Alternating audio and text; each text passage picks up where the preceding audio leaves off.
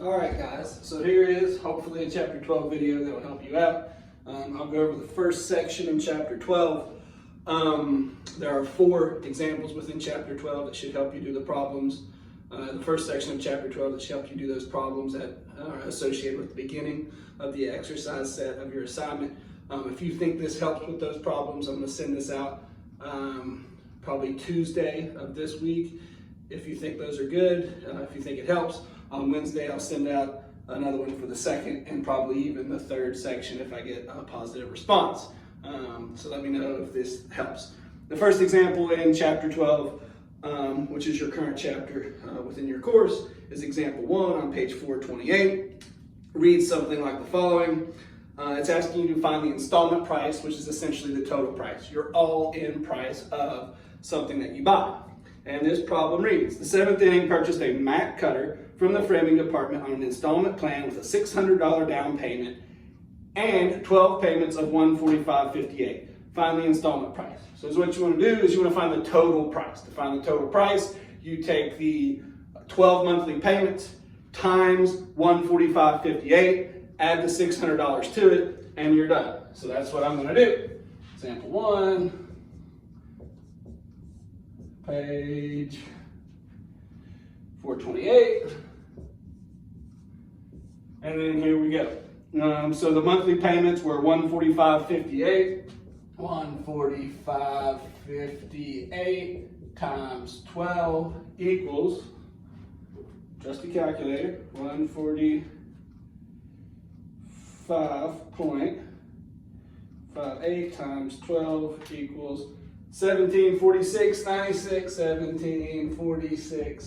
1746.96, and those are the total of the payments. Then you need to add in the $600 down payment because you have to pay that down. So plus 600 equals 2346.96, which is your total price, but it's what the book also calls the INSTALLMENT price. And of course, if you check the example in your book, the answer should be the same there. So there you go, there's the answer to the first example. Let's look at a second one. Example 2 dovetails off of that problem. So example 1 and example 2 go together. Find the cash price of the Mac cutter in example 1. If the cash price is $2,200, find the finance charge. So the cash price means the price that you would pay for it if there is no installment plan. And the cash price is the lowest amount you're going to pay for something. So if you want to figure out what the finance charge is,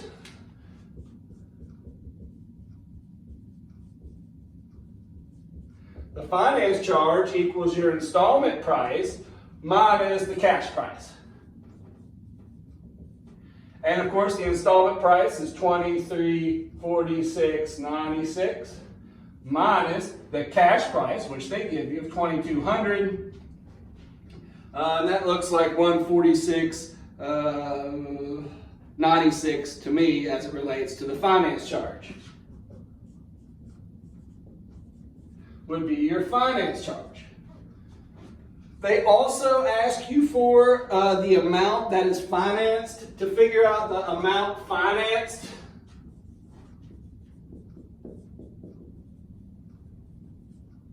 that's going to equal your cash price minus the down payment. The cash minus down PMT.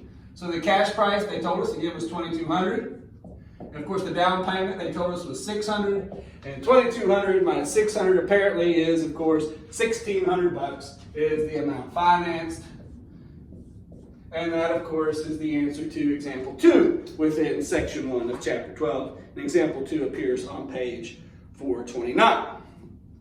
The next example they give you in section 12.1 would be example 3. So if you turn the page to page 430, it says the installment price of a drafting table was $1,627 for a 12-month loan. If a $175 down payment has made, find the installment payment. And the installment payment is just a monthly payment. Most payments are monthly. They could call it the monthly payment if they want, but of course they didn't. They called it the installment payment. So, to figure out that problem, we simply take, or maybe not so simply, we would need to take the installment price, which is the total price, subtract out the down payment, and then divide that answer by however many months we have decided to finance. So in this case, it says the installment price is $1627 minus the down payment of $175, and that is going to equal apparently $1,452. Once we have $1,452, that's actually the amount financed. You take the $1,452 and divide it by however many payments they told you there would be. And it said it's a 12-month loan, so that's how many payments there are. So you divide it by 12.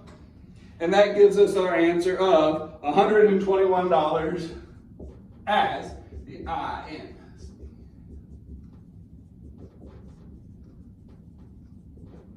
Done. All right, so that would be actually example 3. And that's on page 430. Okay, so the last example from section 1 of chapter 12 is example 4. And it goes over APR. APR stands for annual percentage rate. If you have a financial calculator, you could probably enter all these variables and come up with an answer as well. The book actually gives you a table that you need to use. And in using this table, you've got to kind of follow some directions or some instructions or whatever you'd like to do so that the table actually works appropriately. They call it the interest per $100. And basically is what you do. You take the information provided, you do a little calculation, you take that answer to the table that is provided on page 431, and that allows you to figure out what your APR is. What you need to realize is the answer you get when you do your calculation leads you to a spot on the table.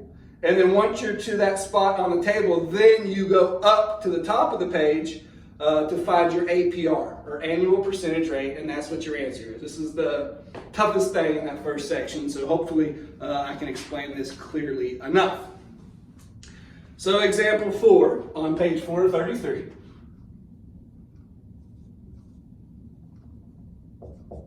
Let me erase this stuff here.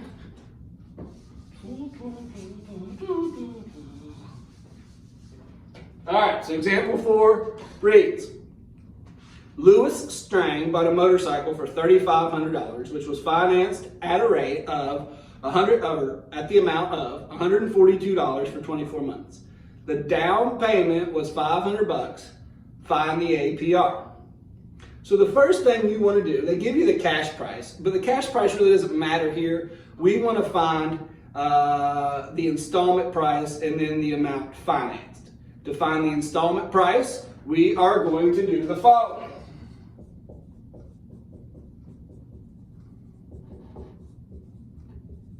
We're going to see how many payments were made, which there were 24 payments, at apparently $142. Plus the $500 that was put in as the down payment. 24 times 142 is 3408. Plus the 500 gives us a total of 3908. So that is the installment price, the all-in, the total price. Once we have the installment price, we can then find the finance charge.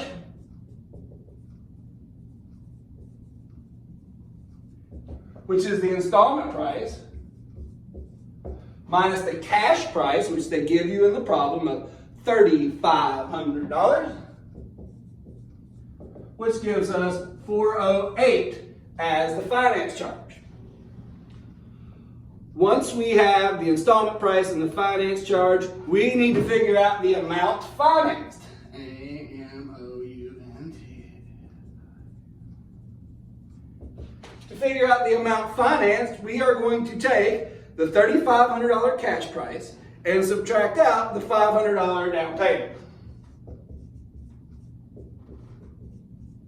And of course, the amount financed then equals $3,000. So now we have everything we need, or everything we need to know about this problem to figure out the APR. But again, you don't actually solve the APR, you use the table, and then that tells you what the APR is. To do this, if you look at example 4 on page 433, they do is what something called as interest per $100.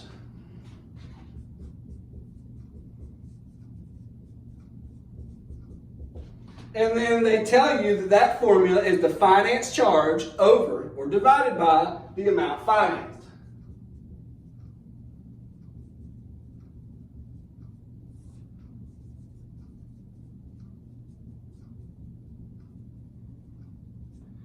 Times, apparently, 100 bucks. So we have, of course, the finance charge and the amount financed. So we would have 408 divided by 3,000 times 100. So in the calculator, you'd take 408 divided by 3,000, which would give you something like 0.1360.